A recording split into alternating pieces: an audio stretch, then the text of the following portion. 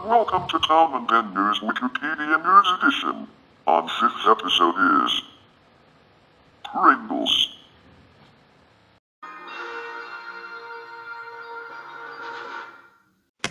Pringles is an American brand of potato and wheat-based snackable snack chips. It is owned by Kellogg's. Originally developed by Procter & Gamble, P&G, in 1967 and marketed as Pringles Newfangled Potato Chips, the brand was sold to Kellogg's in 2012. As of 2011, Pringles are sold in more than 140 countries. In 2012, Pringles were the fourth most popular snack brand after Lay's, Doritos and Cheetos, all manufactured by Frito-Lay, with 2.2% market share globally. In 1956, Procter & Gamble assigned a task to chemist Frederick J. Hoare, 1918-2008, to develop a new kind of potato chips to address consumer complaints about broken, greasy, and stale chips, as well as air in the bags. Hoare spent 2 years developing saddle-shaped chips from fried dough and selected the tubular can as the chips container. However, he could not figure out how to make the chips taste good and was pulled off the task to work on another brand.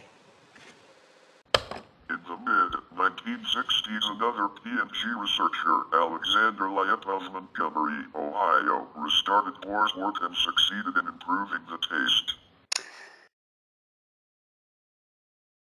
Although Hoare was the true inventor of the Pringles chip, Lyep's name is on the patent.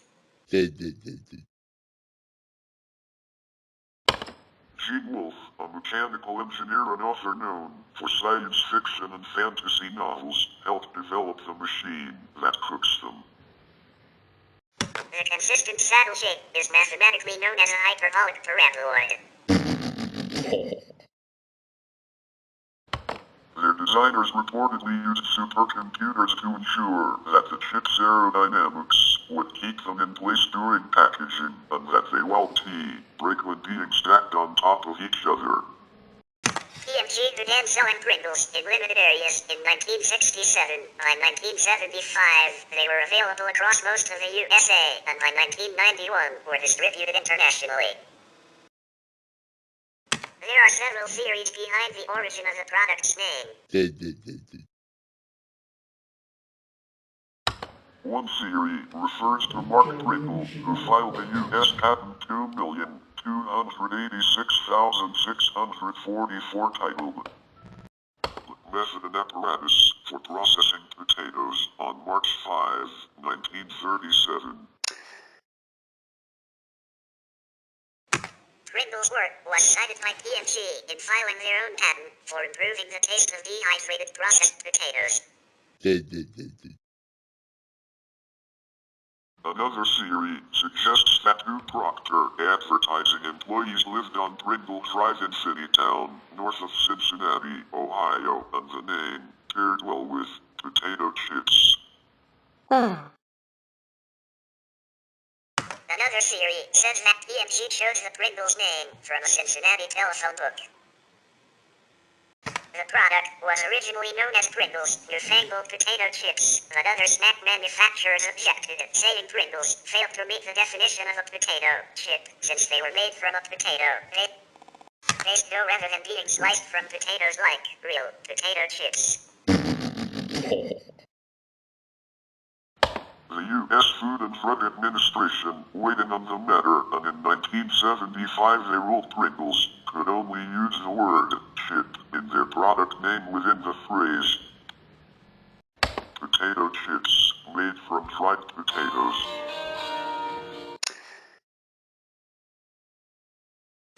Faced with such a lengthy and unpalatable appellation, Pringles eventually renamed their product Potato Crisps instead of chips. In July 2008, in the London High Court, P&G lawyers successfully argued that Pringles were not crisps, even though labeled potato crisps on the container in Britain. What are known as chips in the US are known as crisps. As the potato content was only 42% in their shape, PMG stated it is not found in nature. This ruling against the United Kingdom value-added tax, VAT, and duties tribunal decision to the contrary exempted Pringles from the then 17.5% VAT for potato crisps and potato-derived snacks. In May 2009, the Court of Appeal reversed the earlier decision. A spokesman for PMG stated it had been paying the VAT proactively and owed no back taxes. In April 2011, PMG agreed to the US $2.35 billion sale of the brand to Diamond Foods of California, a deal which would have more than tripled the size of Diamond's snack business. However, the deal fell through in February 2012 after a year-long delay due to issues over Diamond's accounts.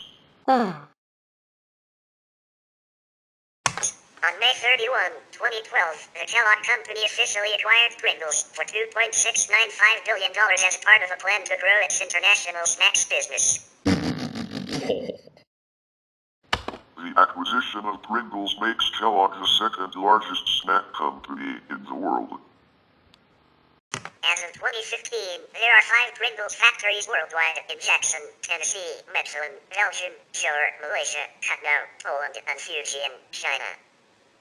Pringles have about 42% potato content, the remainder being wheat starch and flours, potato, corn, and rice, combined with vegetable oils, an emulsifier, salt, and seasoning. Other ingredients can include sweeteners such as maltodextrin and dextrose, monosodium glutamate, MSG, disodium inositate, disodium guanylate, sodium caseinate, modified food starch, monoglyceride and diglyceride, autolyzed yeast extract, natural and artificial flavorings, malted barley flour, wheat bran, and dried black beans, sour cream, cheddar cheese, etc. Pringles varieties vary in their ingredients. Pringles also produces several tortilla and multi-grain varieties which have some of their base starch ingredients replaced with corn flour, rice, wheat bran, black beans, and barley flour. At one point in the early 1990s, corn Pringles were available. The canister was black and had cartoon images of corn. The chips were made of corn and resembled a corn chip in flavor and texture. Rice Pringles were also available in the UK, although it had been discontinued. One serving of about 16 Pringles original flavor contains 150 calories, 2.5 g of saturated fat, 150 milligrams of sodium, 110 milligrams of potassium, and 1 g of protein. Pringles are available in several flavors. Until the 1980s, only the original flavor was available in the US. Standard flavors in the US as of 2020 include original, salt and vinegar, sour cream and onion, cheddar cheese, ranch dressing, barbecue, hot and spicy, and loaded baked potato. Some flavors are distributed only to limited market areas. For example, prawn cocktail, wasabi, and curry flavors have been available in the United Kingdom and the Republic of Ireland. Occasionally, PMG produced limited edition runs. Seasonal flavors, past and present, include ketchup, zesty lemon chili, chili cheese dog, delicious, paprika, Texas BBQ sauce, buffalo wing, and Cajun. Low-fat variety was also sold. Whoa! Examples of limited edition flavors include jalapeno, honey mustard, cheesy fries, onion blossom, mozzarella cheese stick, screamin' dill pickle, and Mexican layered dip. In 2012, they brought out seasonal flavors of peppermint white chocolate, cinnamon sugar, and pumpkin pie spice. Other examples of limited runs only in certain parts of the world include as mozzarella stick with marinara in North America and jalapeno in Latin America, also soft-shelled crab, grilled shrimp, seaweed, blueberry and hazelnut, and lemon and sesame in Asia in early 2010s. The grilled shrimp chips are pink in color, while seaweed is colored green. Two limited market flavors, cheeseburger and taco night, were recalled in March 2010 as a safety precaution after salmonella was found in a basic food flavors plant which produced the flavor-enhancing hydrolysed vegetable protein used in those flavors. Pringles is advertised in the United States, Canada, the United Kingdom, Australia and Ireland with a slogan, "Once you pop, the fun don't stop," along with the original slogan, "Once you pop, you can't stop." The original Pringles television commercials were written, produced and directed by Thomas Scott Cadden, composer of the original Mr. Clean jingle, in 1968, while working at Tatham Laird and Kutner Advertising Agency in Chicago. Throughout its history, Pringles used its print and television advertising campaigns to compare their products to conventional potato chips. In its early years, they were marketed as Pringles Newfangled Potato Chips and had a small silver pop top to open the can. Unlike the current advertising, they only mentioned that, with their pop-top cans, which have been replaced with foil tops since the late 1980s, their chips remain fresh and unbroken. The can holds as many chips as a typical large bag, and their curvy shape allows them to be stackable, thus inspiring the slogan, "Other potato chips just don't stack up." By the 1980s, the company launched the Pringle jingle, whose lyrics were, "Once you taste the flavor, it's a deep-fried taste. Then you get the fever, with a crispy crunch.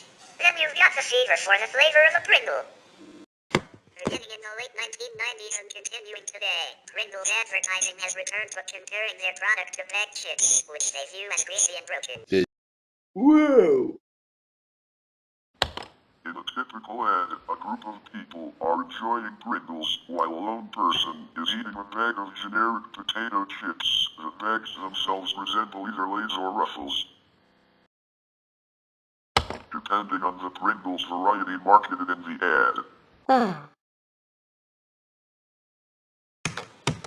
They dump out some broken potato chips into their hand, only to find they are greasy, and end up wiping the grease on their clothing.